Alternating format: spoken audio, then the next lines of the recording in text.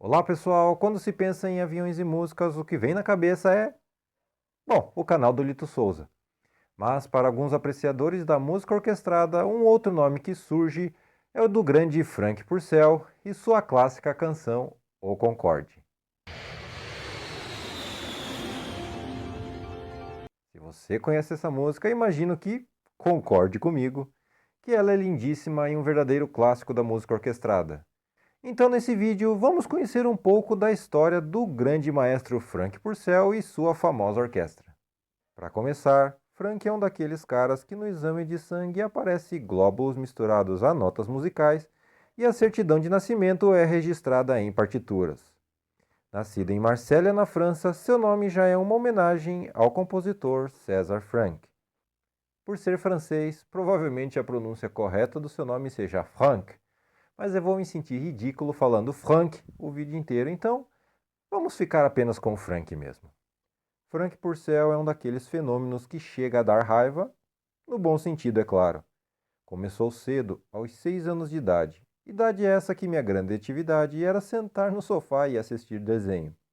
Mas enfim, o pequeno Frank foi mandado para estudar violino no Conservatório de Marsella por seu pai, que não por acaso já era músico na Marinha.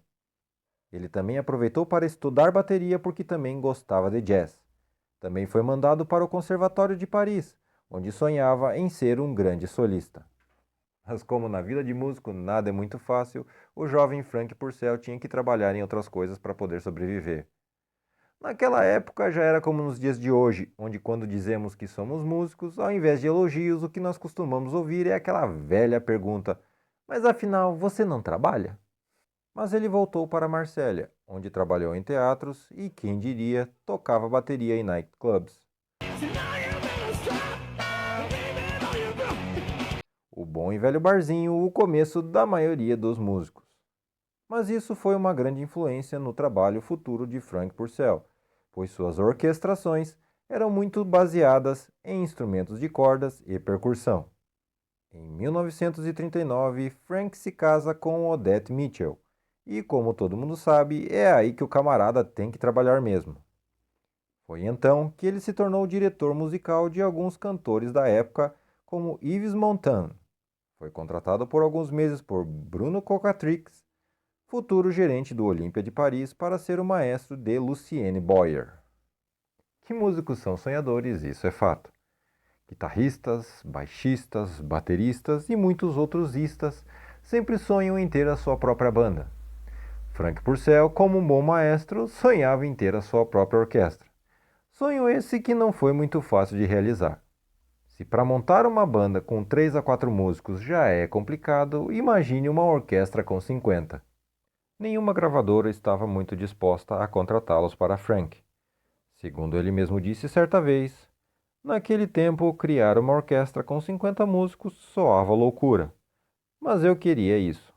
Depois de muitas recusas, eu me mudei para os Estados Unidos. Foi então que Frank Purcell foi para Nova York em 1952. Lá teve que se virar em alguns pequenos trabalhos enquanto aguardava um cartão de membro da União dos Músicos dos Estados Unidos. Mas é aí que a vida mostra a sua ironia.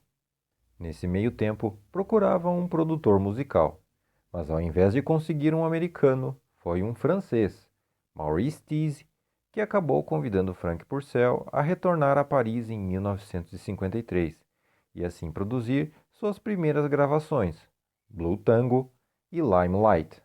Começava assim a brilhante carreira de Frank Purcell como a conhecemos. Seu primeiro álbum, Amour Dance et Violence, número 1, é lançado em 1954. Tal como o avião Concorde, sua carreira decolou rápido e a dura vida de músico tocando à noite vira apenas uma vaga lembrança.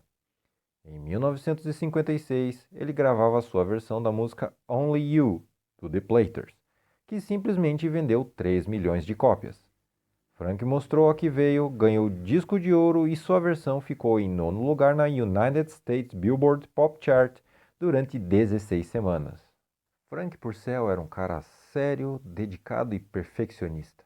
Escrevia seus próprios arranjos Escolhia as músicas, estúdios, os músicos, enfim, estava no controle de tudo. E descobrindo essa característica de Frank, posso dizer sem falsa modéstia que ele e eu temos absolutamente nada em comum, exceto talvez a paixão pelo violino. Frank Purcell acreditava na versatilidade do violino. Segundo ele, o violino é o instrumento mais próximo da voz humana. Eu não toco ele, eu faço ele cantar. Isso deveria ser considerado um instrumento vocal, um instrumento que fala ao coração do homem. Linda citação do maestro, não é mesmo? Até já anotei ela para usar em alguma cantada. Quer dizer, agora trago um fato curioso para vocês. Que existem campeonatos inusitados pelo mundo, isso a gente já sabe. Um bom exemplo disso é o bizarro campeonato de tapa na cara.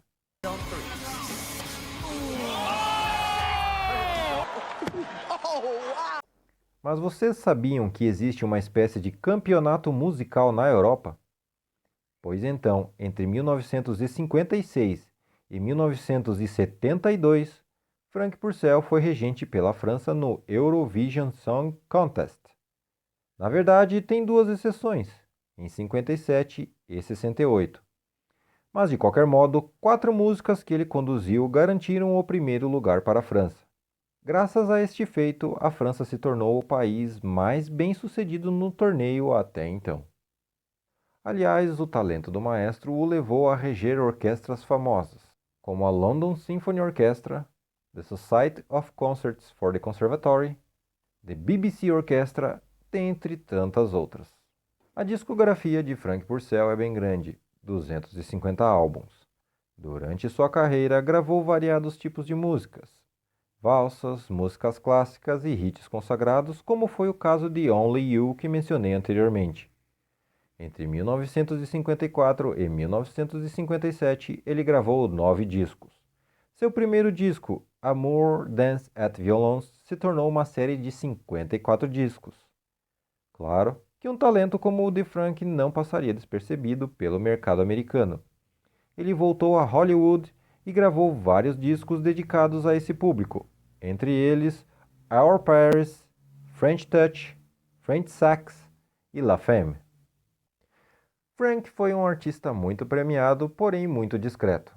Vendeu muito ao redor do mundo, ganhou diversos prêmios, mas não gostava de mencioná-los, ainda que se orgulhasse deles. Continuando a história do grande Frank Purcell, foi em 1975 que ele gravou seu mais conhecido sucesso, O Concorde. O convite para que Frank fizesse a música veio da própria Air France, para que fizesse essa homenagem em ocasião do lançamento de seu mais novo avião supersônico. Mas esse convite não foi por mero acaso. A real razão para a escolha de Frank Purcell foi o fato dele ser considerado o terceiro maior produto de exportação da França, ao lado de Brigitte Bardot e a própria Air France.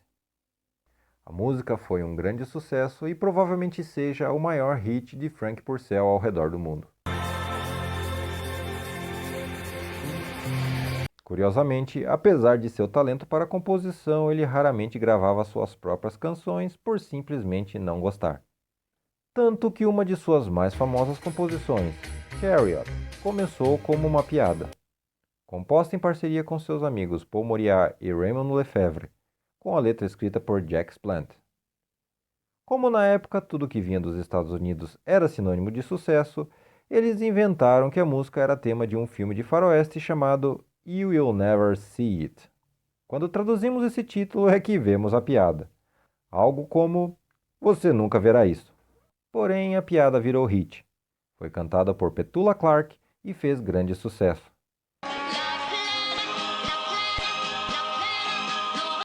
Nos Estados Unidos, foi regravado como I Will Follow Him, por uma jovem cantora chamada Peg March, na época com 15 anos. A música ficou em primeiro lugar na Billboard por 3 semanas. E para a ironia do destino, a música que seria tema de um filme fictício acabou fazendo parte da trilha sonora de um filme bem real, o clássico da sessão da tarde, Mudança de Hábito. E essa é apenas uma parte da incrível história de Frank Purcell, que nos deixou em 12 de novembro de 2000 aos 87 anos. Mas e você, qual música, disco ou versão de Frank Purcell você mais gosta? Eu, como violinista, gosto muito da música A História de O e, claro, o clássico O Concorde. E eu espero que você concorde comigo que esse vídeo merece o seu like e a sua inscrição neste canal. No demais, gratidão por sua audiência e até!